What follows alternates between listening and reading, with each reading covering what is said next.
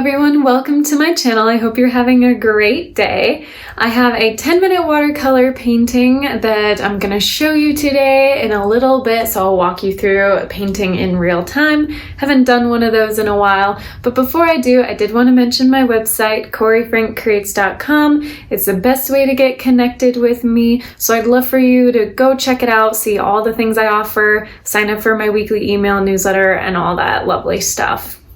Okay, I did a 10-minute painting today, which is part of my series of 10-minute watercolor paintings, all about finishing a piece in a really short amount of time.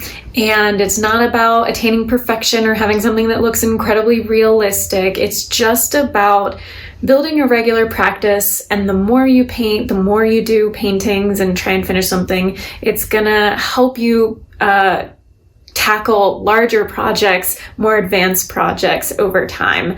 So I'm gonna walk you through. This is in real time, so if you want to follow along, you're welcome to do so. The painting is gonna be of an orca, and yeah, I'm excited to jump right in, so let's get to it. I have my blank 140-pound sheet of watercolor paper secured to my surface, and it is 9 inches by 6 inches. Now, whenever I do a 10-minute painting, I don't do an undersketch because I just want to get paint down as quickly as possible, keep it really loose. I also have quite a few years of experience of training my eye to look at my reference image or object that I'm painting from and really correlate all the elements to each other to eyeball as accurate proportions as I can get without having an actual outline sketch down first. But if you are a little newer to this and want to do an outline sketch first, totally welcome to do that. You can do a light pencil outline and then go over and do your painting and try and finish the painting itself in 10 minutes. And if you want to see the reference image I used, it is linked in the description. It's from unsplash.com. They have copyright-free images on there, but I like to give the photographer credit when I can.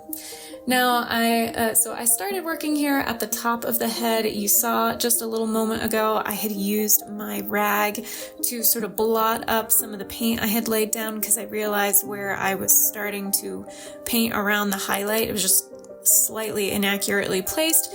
So I lifted the paint by cleaning out my brush really well, running just a damp brush over the paint a couple times, and then using my rag to sort of lift it right off the surface. So then I could go back and repaint. You can see that really light spot where there's a highlight. Orcas have really shiny skin, and where the sunlight is hitting it, just create this really perfect pop highlight that just pops out. And also painting around the marking on the orca that to me, when I was a kid, I always thought that white spot was the orca's actual eye, but it's just the marking. So definitely want to paint around that. You can see I've started to introduce a somewhat unexpected color. I started out with Payne's Gray, which is a very dark bluish gray color. A lot of time I use it in the place of black, but I really enjoy introducing unexpected colors that sort of add a sort of fantastic quality to the painting. So I use some dioxazine purple. Not 100% sure if I said that right, but that's what the paint color is called. It's paint from a tube that I use. So I also am using some ultramarine blue here. So I use a couple of different colors that obviously are not exactly reality, but when you're painting, if you want to introduce colors that you're not necessarily seeing in your image, you just want to make it more fantastical. As long as the color you're using is the same value as what you see in your reference image or object, our brains are going to read it accurately. So you just want to make sure that that paint is as light as the tone you're seeing in your image or as dark. So obviously for our darker parts, we'll want to make sure we use really thick dark paint. For the lighter parts, we will dilute it with water and have lighter paint that's a lighter value. Starting to just bring it down here to the back, and in the image the orca is jumping out of the water, so we have most of the body that's going to be out of the water, and then we are going to see near the end of the painting some of that kind of water at the base of its tail. So we have a portion kind of in there where it's much lighter. Again, another highlight kind of happening in there. I didn't want to belabor over that too long because there's quite a bit of detail in the image itself of kind of these ripples of the water and the sunlight reflecting off the skin. But again, as long as I had that highlight, that would have enough of a suggestion to what that portion of the image looks like, that I didn't feel I needed to spend a lot of time on that, especially for one of these quick paintings. I was more concerned with having the correct values and then the lights and darks. And I was going to go into my orange there and change my mind and thought, no, I'm going to stay on the cooler side of the color spectrum, so I went with a Viridian Green, and that is actually the white under portion, the sort of chin, the underbelly of the whale, but there's shadowing and shading on there because it's not just a pure white, and instead of using like a watered down black or watered down Payne's gray for like a grayish kind of color, again, I want to introduce just that whimsical quality and use some unexpected tones there. So we have the Viridian Green and also some manganese blue, which is a very warm blue. It has more greenish overtones to it. And I'm using here the wet into wet technique. You can see so the paint that I had initially laid down, that thin layer, was still wet. And then when I went right on that edge with darker Viridian Green, it just flared right out into the wet paint, made it really blend together nice and smoothly. So that wet into wet technique is ideal for blending. Whereas with areas like this, where I'm trying to lay down the really dark paint, and I want it to kind of stay where I initially place it, that is the wet on dry technique. You're going to place your wet paint on dry paper rather than wet paint onto an already wet surface. Starting to get into the dorsal fin, again using that wet on dry technique. You can see, since I have fairly thick paint, I wanted to try and get it as close to opaque as possible because it's a really dark portion, that dorsal fin. That's a really dark portion of the animal. So making sure that it's fairly thick paint and that where I initially lay that paint down, it's not going to spread and move all over. And then I did decide, I was like, ooh, I'm going to add more purple in there, just to kind of add that sort of richness to it and bring some more of that watered down purple down towards the back of the dolphin.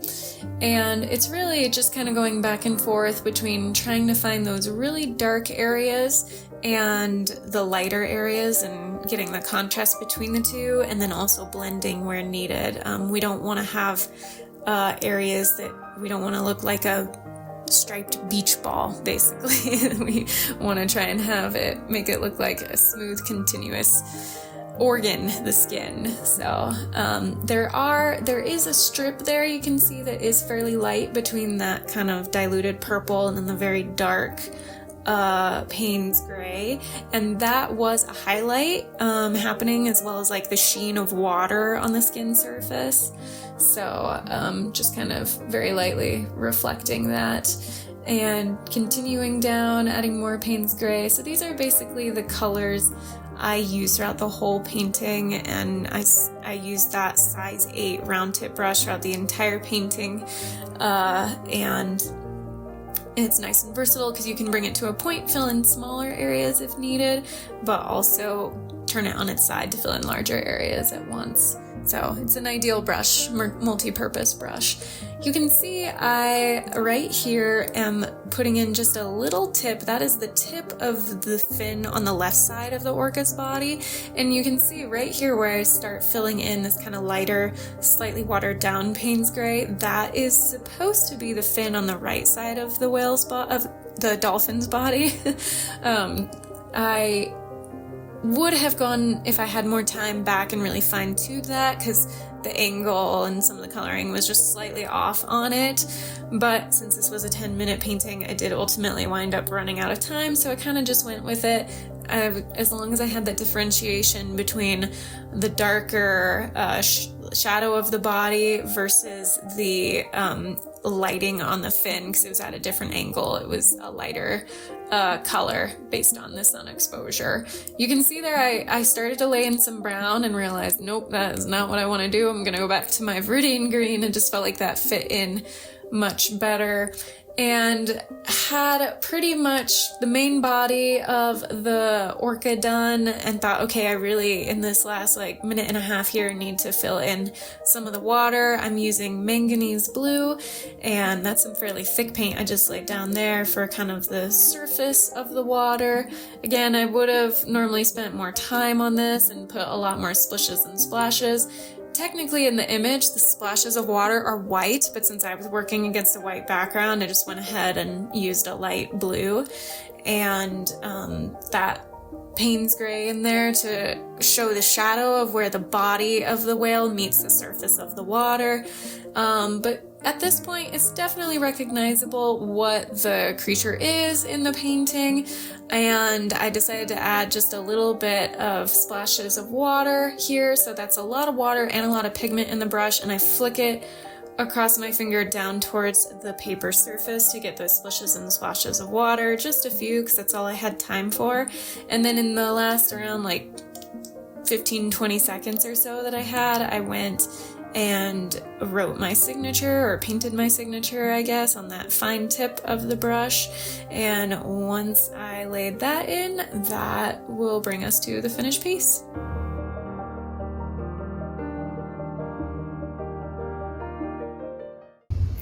Thank you so much for watching. I hope you enjoyed that video and found it useful. If you did, please give it a thumbs up. Go ahead and subscribe to my channel if you haven't already. I'd really appreciate it. Until my next video, be kind to yourself, be kind to others, God bless, and I will see you soon.